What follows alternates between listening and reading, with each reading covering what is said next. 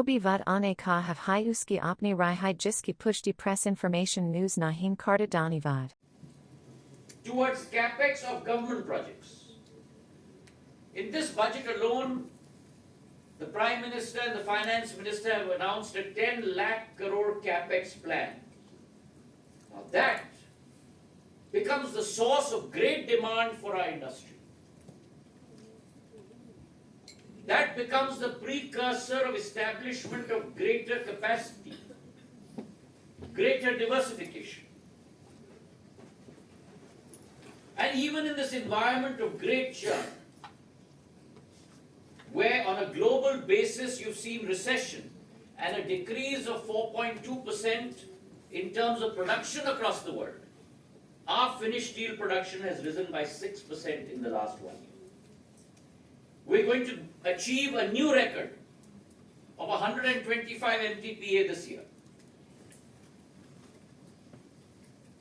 That is on the production side.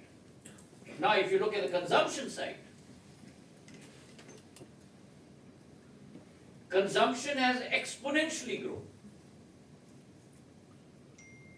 Consumption that has grown at a CAGR of roughly 5 to 6% over the last decade. Last year has grown by almost 12%. And therefore that provides the basis and the avenue for growth for our steel industry. Walls were being raised up by each country. The Prime Minister, as opposed to looking inwards, looked outwards and said, this is the time for us to move on the path of Atmanirbharta, self-reliance as a country. And across many platforms, across many sectors, evolved a new strategy for India, where India in the years to come under his leadership will become the manufacturing powerhouse of the world.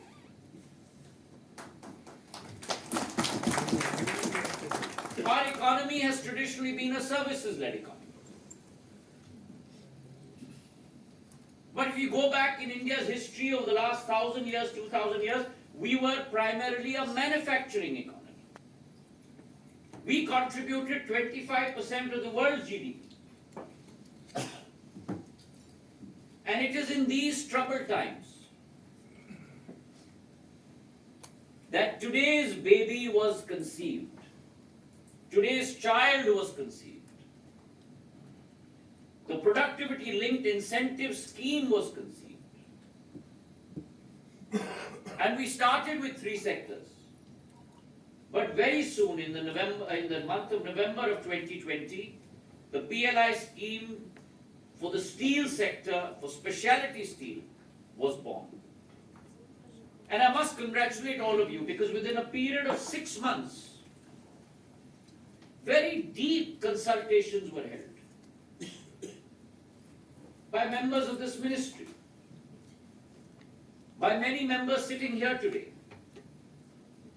to architect this scheme, to look at value addition, to look at diversification.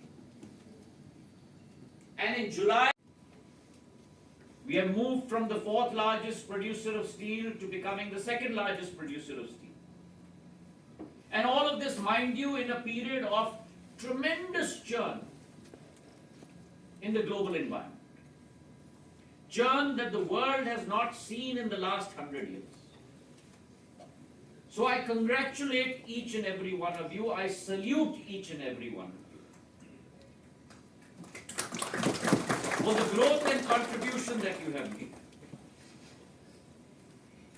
The world has seen a structural shift in production, in consumption. And that structural shift in the last 9 years has moved from the West towards the East, towards Asia. And in that structural shift of production, in that structural shift of consumption, India very clearly has become the epicenter of growth for the future of the steel industry. The World Steel Association has predicted that India We're already using 25 million tons of scrap in India, importing roughly about 5 to 6 million tons, contributing almost 22.5% of our production. But that must become a perennial source of steel production in the days to come. It suffices to say that we are very confident that with your ingenuity, with your entrepreneurial capability, with your forward-thinking attitude, India will emerge as one of not only the steel giants that it already is, but one of the largest economies in the world in the days to come, through your technological and entrepreneurial prowess. In particular, with this PLI